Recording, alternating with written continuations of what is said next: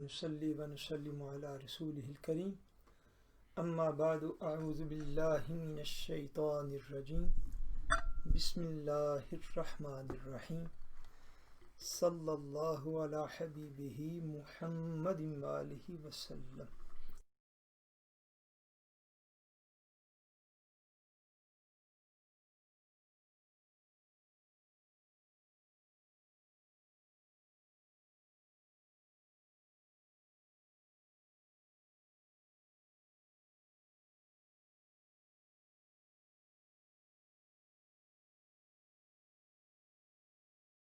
جو ہیں ان میں انشاءاللہ سیرت نبی کریم صلی اللہ علیہ وآلہ وسلم کا جو چیپٹر نمبر 5واں باب ہم نے شروع کیا ہے، اس میں اردو کی کتاب میں صفحہ نمبر 129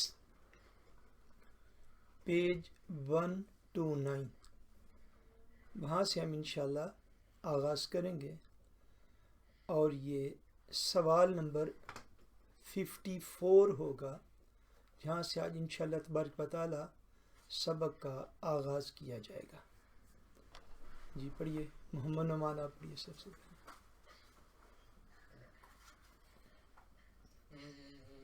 میثاق مدینہ سے کیا مراد ہے؟ میثاق مدینہ ریاست مدینہ کا پہلا آئین اور تحریری قانون ہے.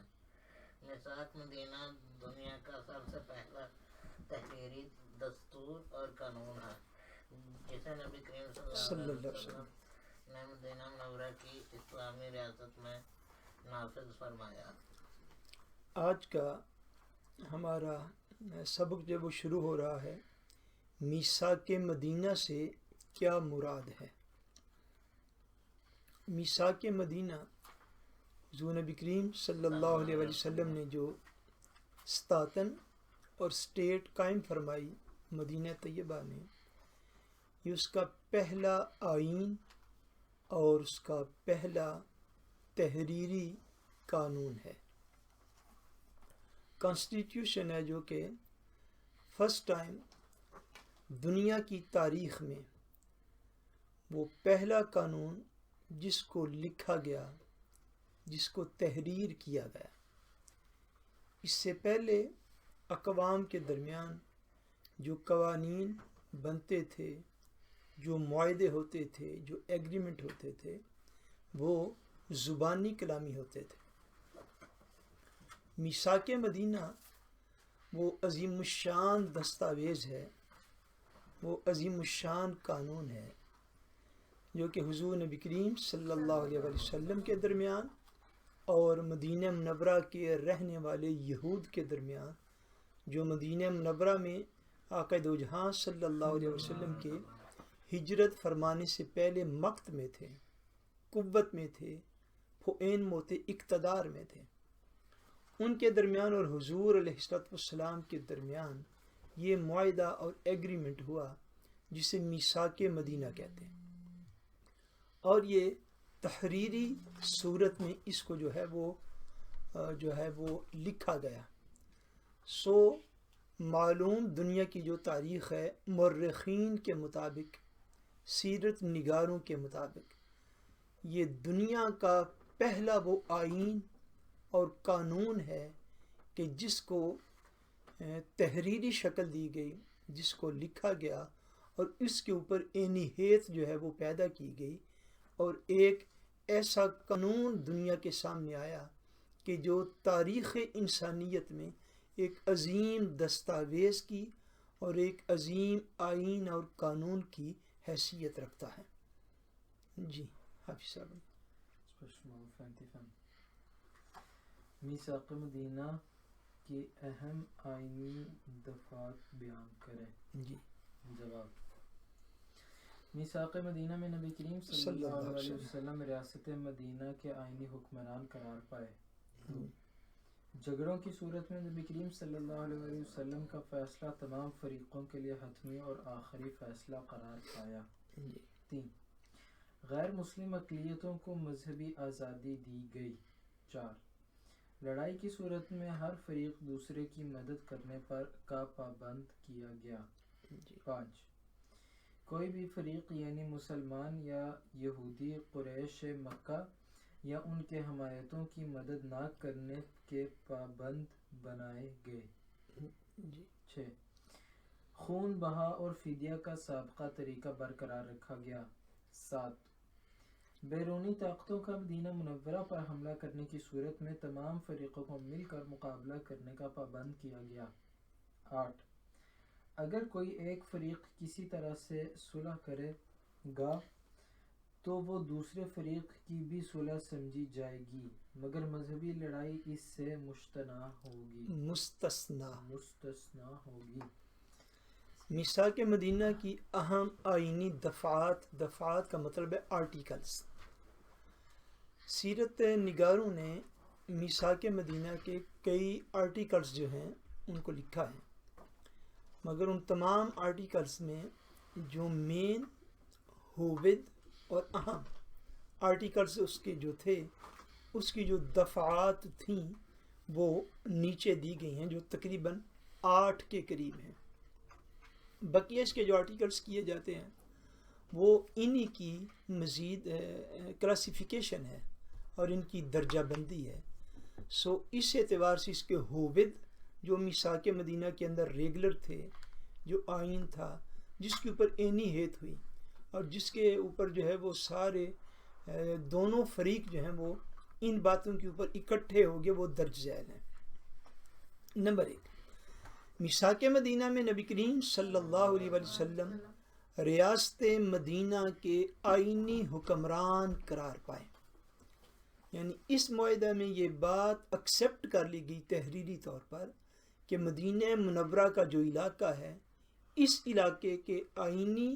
اور قانونی حکمران جو ہیں وہ نبی کریم صلی اللہ علیہ وآلہ وسلم ہیں۔ اس تناظر اور بیک گراؤنڈ میں سیرت طیبہ سے اصلاح لیتے ہوئے جو اس دور کے مسلمانوں کو بات سمجھنے کی ضرورت ہے وہ یہ ہے کہ مسلمانوں کو یہ دیکھنا چاہیے کہ ایک اسلامی ریاست کا جو سربراہ ہوتا ہے اس کے اندر کون سے گیٹس جو ہیں ان کا ہونا لازمی ہے، اس کے اندر کن خصوصیات کا اور اس کے اندر کن کوالیفیکیشنز کو وہ فلفل کرتا ہو، کمپلیٹ کرتا ہو تو وہ ایک اسلامی ملک کا حکمران بن سکتا ہے۔ حضور علیہ السلام کے بعد خلافت راشدہ ہے، امیر المومنین حضرت سیدنا ابو بکر صدیق رضی اللہ تعالیٰ عنہ سے لے کر مولا علی پاک رضی اللہ تعالیٰ عنہ تک آپ ان عظیم شخصیات کی روشنی میں امت مسلمہ طے کرے گی کہ ان کا حکمران جو ہے وہ کس طرح کا ہوگا۔ سو جو مسلمان حکمران اس عظیم رستے پر چلنے کے قابل نہ ہو سکیں، وہ بندہ جو حضور علیہ السلام کی سنت مطہرہ کے اوپر نہ خود چلتا ہو، نہ دوسروں کو چلانے کی اہلیت رکھتا ہو، نہ خلفائے راشدین کا طرز زندگی رکھتا ہو، نہ ان کے طرز زندگی کی طرف لوگوں کو لے کے آنے کی اہلیت اور سمجھ بوجھ رکھتا ہو، ایسا بندہ تو کبھی بھی مسلمانوں کا حکمران بننے کا اہل نہیں ہو سکتا۔ دوسری بات، ہمارے ہاں جو ایک بڑا پروپیگنڈا کیا جاتا ہے پاکستان میں، ہندوستان میں، ہمارا ایک جو اپنا کلچر ہے، دیگر دنیا کے مسلمان علاقوں میں بھی ہوگا یقیناً، وہ یہ ہے ایک پروپیگنڈا کہ جی نیک بندے دا تے شریف آدمی دا کیڑا کوئی کام ہوندا سیاست وچ، اے دنیا داراں دا کام۔ یہ بات ذہنی طور پر اس بات کو سمجھ لیجئے، میرا تو یہ خیال ہے کہ یہ پروپیگنڈا جو ہے وہ انہی دنیا دار لوگوں نے پھیلایا ہوا ہے۔ کیوں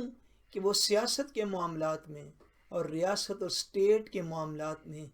مذہب کو ناپسند کرتے ہیں۔ انہوں نے ایک جو اپنی فرعونیت کا ایک بازار گرم کیا ہوا ہے، وہ اس کو اللہ کی مخلوق کے اوپر اس تخت کو سجا کے رکھنا چاہتے ہیں۔ اس کی وجہ سے جو ہوتے ہیں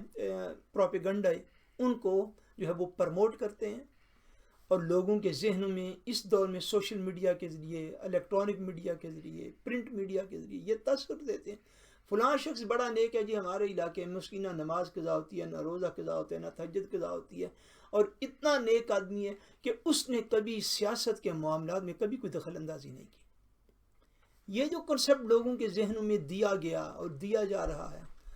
اور ہر نیک اور شریف آدمی کو اس چیز سے دور رکھنے کی پوری کوشش کی جاتی ہے، آخر اس کے پیچھے کون سی سوچ ہے، کون سا فکر ہے، کون سی آئیڈیالوجی ہے؟ کیا ان لوگوں کو بھول گیا کہ آقا دو جہاں صلی اللہ علیہ وسلم حضور صرف نبی اور رسول نہیں، حضور امام الانبیاء ہیں، حضور خاتم النبیین صلی اللہ علیہ وسلم ہیں،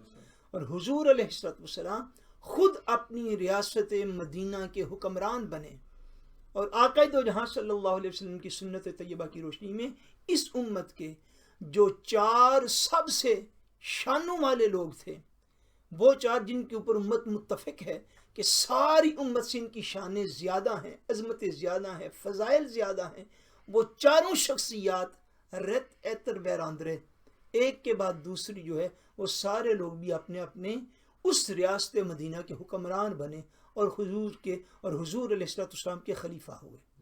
سو پہلی بات یہ سمجھنی چاہیے کہ سیاست کا بازار جو ہے یہ جس کے لیے بند ہے، اسلامی نقطہ نظر کی روشنی میں وہ قاتل ہیں، جن کے لیے بند ہے وہ حرام خور ہیں، جن کے لیے بند ہے وہ بدکاریاں کرنے والے، شرابیں پینے والے، لوگوں کو، اللہ کی مخلوق کو تنگ کرنے والے، لوگوں کی زمینوں کے اوپر ناجائز قبضے کرنے والے، لوگوں کے کاروبار تباہ کرنے والے، سود کھانے اور کھلانے والے، رشوتیں لینے اور دینے والے، ڈاکے کرنے والے، چوریاں کرنے والے، یہ ساری اسلامی حرام کام جو لوگ ڈٹ کے کرتے ہیں وہی مسلمان ملکوں میں سیاست میں اور ریاست میں آگے آگے بھی ہوتے ہیں۔ اس نظام کو اس کلاس میں بدلا تو نہیں جا سکتا، لیکن اس شعور کو ڈیویلپ تو کیا جا سکتا ہے۔ اگر شعور بھی ڈیویلپ نہ ہوا تو اس سیرت پاک کو پڑھنے کا مقصد فوت ہو جائے گا۔ ہر ایسا بندہ جو دین سے بدترین دوری اختیار کیا ہوتا ہے وہ ہماری دنیا کا حکمران ہوتا ہے۔ یہ نظام اس کو بدلنے کی ضرورت ہے، مگر افسوس اس دور میں کون سا بندہ کیا بات کرے گا۔ آج تو مساجد کی پاکیزگی اور تقدس اور مساجد کا تقوی بھی جو ہے وہ بھی خطرات کی زد میں ہے۔ حالانکہ مساجد کی پاکیزگی اور مساجد میں آنے والے اچھے لوگ ان کو ریاست کی طرف جانا چاہیے تھا، مگر اب تو ریاست کی یا دنیا کی جو ہوتی ہے ناپاکی اور گندگی وہ بھی اس کے مساجد کے اندر جو ہے وہ آہستہ آہستہ آ رہی ہے۔ سو اس بات کو سمجھنے کی ضرورت ہے سب سے پہلے کہ مسلمان حکمران کا کرائیٹیریا یہ ہے مختصر، جو خود حضور علیہ السلام کی سنت پاک پر ہر لحاظ سے چلنے والا ہو اور ساری امت کو اور ساری قوم کو حضور علیہ السلام کی سنت کے مطابق چلانے کی اہلیت اور قابلیت بھی رکھتا۔ نمبر 2، دوسری چیز یہ تھی کہ جھگڑوں کی صورت میں نبی کریم صلی اللہ علیہ وسلم کا فیصلہ تمام فریقوں کے لیے حتمی اور آخری فیصلہ قرار پایا۔ میثاق مدینہ میں یہ چیز لکھی گئی کہ اگر فریقین میں یعنی مسلمانوں میں یا یہودیوں میں کسی امر پر کوئی جھگڑا ہو جاتا ہے، کوئی فتنہ و فساد کھڑا ہو جاتا ہے، کوئی کنفلکٹ ہو جاتا ہے، تو اس صورت میں حضور نبی کریم صلی اللہ علیہ وسلم کا کیا ہوا ڈیسیژن جو ہے وہ آخری ڈیسیژن ہوگا۔ یعنی دونوں طبقات، مسلمان تو بہر صورت مانتے ہی تھے، مگر اس ایگریمنٹ میں مدینہ منورہ میں رہنے والے سارے لوگ جو سٹل غیر مسلم بھی تھے، یہود بھی تھے، دیگر لوگ بھی تھے، ان کو اس بات کا پابند کیا گیا کہ اگر کسی ایک فرد میں کوئی جھگڑا ہو جائے تو اس جھگڑے کا فیصلہ جو حضور علیہ السلام فرما دیں گے وہ اس کا آخری فائنل ڈیسیژن وہ ہوگا جو آقا دو جہاں صلی اللہ علیہ وسلم کریں گے۔ نمبر 3، غیر مسلم اقلیتوں کو، مائنارٹیز کو جو غیر مسلم تھی، ان کو اس میثاق مدینہ میں مذہبی آزادی دی گئی۔ اس میثاق مدینہ میں مذہبی آزادی دی گئی کہ وہ اپنے مذہب کے مطابق فری ویلی، بالکل ان کے اوپر کسی قسم کا کوئی جبر نہیں کیا جائے گا کہ حضور علیہ السلام اگر اس ریاست کے حکمران بن گئے ہیں تو ان کو دین قبول کرنے کے معاملے میں ان پر جبر نہیں کیا جائے گا، ان پر سختی نہیں کی جائے گی، ان کو مکمل آزادی سے وہ اپنی مذہبی رسومات کو ادا کر سکتے ہیں۔ وہ مکمل آزادی سے اپنے مذہب کے مطابق اس معاشرے کے اندر رہ سکتے ہیں۔ یہ وہ چیز ہے جس کو بعد میں دیگر اقوام نے بھی اپنایا، اور تاریخ نے اس میں ٹالرنس، برداشت اور تحمل جو پیدا ہوا وہ میثاق مدینہ کا وہ عظیم فیض کا تسلسل ہے، جو حضور نبی کریم صلی اللہ علیہ وسلم نے وہ معاہدہ جو تھا وہ تحریر فرمایا، لکھا، اور اس میں جتنی بھی مذہبی اقلیتیں تھیں ان کو اس چیز کی پوری آزادی دی گئی کہ وہ اپنی مذہب کی تعلیمات کے مطابق ریاست مدینہ کے اندر رہ سکتے ہیں، جس کا قرآن مجید میں خود ارشاد فرمایا گیا لا اکراہ فی الدین، کہ دین کو قبول کرنے میں کسی قسم کا کوئی جبر، بولیے کوئی جبر نہیں ہے، کسی کو گن پوائنٹ پہ کلمہ نہیں پڑھایا جائے گا، کسی کو جبر کے ساتھ، زبردستی کے ساتھ اس کا دین تبدیل کرنے پر مجبور نہیں کیا جائے گا، اس کے سامنے دلائل پیش کیے جائیں گے، اس کے سامنے بات کی جائے گی، اس کو اسلام کی دعوت دی جائے گی، مگر دلائل کے ساتھ، دلائل کی قوت کے ساتھ اس کو موٹیویٹ کیا جائے گا، مگر اس کو جو ہے وہ کوئی سزا، کوئی جرمانہ، کوئی فائن اس کو نہیں کیا جائے گا کہ تم نے اچھا جی تم نے اسلام کیوں نہیں قبول کیا، اتنے 1000 کروڑ تم جرمانہ دے دو، تم نے دین قبول نہیں کیا، یہ تلوار تمہارے سر کے اوپر کھڑی ہے، تم کلمہ پڑھو، ایسا نہیں۔ تمام اقلیتیں جتنی بھی مدینہ منورہ کے اندر موجود تھیں انہیں مذہبی آزادی دی گئی، مگر اس مذہبی آزادی کا مفہوم اس دور کے جو لبرلز لوگ اور سیکولر لوگ بیان کرنے لگے وہ مفہوم نہیں ہے۔ مذہبی آزادی کا مفہوم معاذ اللہ ثم معاذ اللہ توہین رسالت کی آزادی نہ تھا، مذہبی آزادی کا مفہوم گستاخی رسول کرنے کی آزادی نہ تھا، مذہبی آزادی کا اتنا ہی مفہوم ہے کہ وہ جس بھی مذہب کے ساتھ تعلق رکھتے ہیں انہیں ان کا مذہب تبدیل کرنے پر مجبور نہ کیا جائے، اور وہ اپنی مذہبی عبادات جو ہیں، مذہبی رسومات جو ہیں، ان کو وہ اپنی اسی طریقہ کار کے مطابق جس کو وہ پہلے سے ادا کرتے چلے آ رہے ہیں وہ اپنی عبادت گاہوں میں ادا کریں، جہاں ان کا ایک معمول اور طریق موجود ہے اس کے مطابق وہ اس معاشرے کے اندر زندہ رہیں، دلائل کو دیکھیں، اسلام کے عظیم نظام کو دیکھیں، اور اس سے متاثر ہو کر اگر کوئی کلمہ پڑھے تو اسلام کی اسٹیٹ اس کو ویلکم کہتی تھی۔ ریاست مدینہ میں کسی ایک بھی شخص کو تلوار کے زور پر، گن پوائنٹ پر زبردستی کلمہ نہیں پڑھایا گیا، اور کسی ایک بھی شخص کو حضور علیہ السلام کی توہین اور بے ادبی کی اجازت بھی نہیں دی گئی۔ آگے آپ پڑھیں گے جیسے جیسے سیرت کے واقعات تو آپ کو اندازہ ہوگا کہ اس میثاق مدینہ کا یہ مفہوم قطعاً نہیں تھا،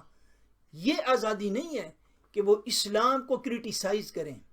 یہ آزادی نہیں ہے کہ حضور علیہ السلام کی ذات بابرکات کی توہین اور بے ادبی کریں، آزادی اس بات کی ہے کہ وہ اپنے مذہب کے مطابق زندہ رہ سکتے ہیں، اسلام ان کو اسلام قبول کرنے پر پابند نہیں کرے گا، اسلام انہیں نماز کے اوپر جو ہے وہ مسجد جانے پہ پابند نہیں کرے گا، رمضان میں روزہ رکھنے کی پابندی نہیں لگائے گا، وہ ریگولر وہ قوانین سارے مسلمانوں کے لیے ہوں گے، دیگر لوگ جو غیر مسلم ہیں وہ اپنی مذہبی آزادی اور طور طریقوں کے مطابق زندہ رہ سکتے ہیں۔ چوتھا یہ تھا کہ لڑائی کی صورت میں ہر فریق دوسرے کی مدد کرنے کا پابند کیا گیا، کہ اگر مسلمانوں کی لڑائی ہوگی تو یہود ان کی مدد کریں گے، اور یہود اگر کسی اور قوم سے اور قبیلے سے لڑ پڑیں گے تو مسلمان ان کی ہیلپ کریں گے۔ کوئی بھی فریق یعنی مسلمان یا یہودی قریش مکہ یا ان کے حمایتیوں کی مدد نہ کرنے کے پابند بنائے گئے، یعنی یہ پابندی بھی اس ایگریمنٹ کے اندر، اس میثاق مدینہ کے اندر تھی کہ مسلمان یا یہودی دونوں فریق میں سے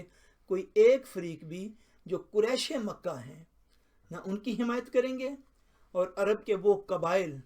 جو الائنس رکھتے ہیں قریش مکہ کے ساتھ، ان کے حمایتی ہیں، ان کے الائنس کو کیا کہتے ہیں ہم نسخ میں الیانس، جو ان کے الائنس کے اندر شامل ہیں ان کی حمایت کرتے ہیں، ان قبیلوں کی بھی یہ حمایت نہیں کریں گے۔ خون بہا اور فدیہ کا سابقہ طریقہ برقرار رکھا گیا۔ خون بہا کہتے ہیں یعنی اس کو دیت بھی کہتے ہیں، خون بہا بھی کہتے ہیں۔ خون بہا اور فدیہ کا جو طریقہ اس عرب کلچر میں، مدینہ کے کلچر میں پہلے سے چلا رہا تھا، اس کو اسی صورت میں برقرار رکھا گیا اور اسی کو آگے جو ہے وہ جاری رکھا گیا۔ خون بہا سے مراد یہ ہے، یہ بھی سمجھ لیجئے کہ اگر کوئی شخص کسی کو ناحق قتل کر دے تو اس کے جو مقتول ہے، مقتول جس کو قتل کیا گیا ہے، وہ قتل جو ہے وہ ضروری نہیں کہ وہ عمدن ہو، یعنی جان بوجھ کر کیا جائے۔ بعض اوقات قتل جو ہے وہ خطأً بھی ہو جاتا ہے، یعنی خطا کے ساتھ اور غلطی کے ساتھ بھی قتل جو ہے وہ ہو جاتا ہے۔ ایسے ہی ہے کہ جیسے غلطی کے ساتھ آپ ریڈ لائٹ کراس کر لیتے ہیں۔ اس کے اسباب مجھے یاد پڑتے سورہ البقرہ میں جہاں قصاص کے احکام آئے تھے، وہاں پہ تفصیل کے ساتھ ہم نے اس کا ذکر بھی کیا ہوا ہے۔ بعض اوقات قتل تک کا جو جرم ہے وہ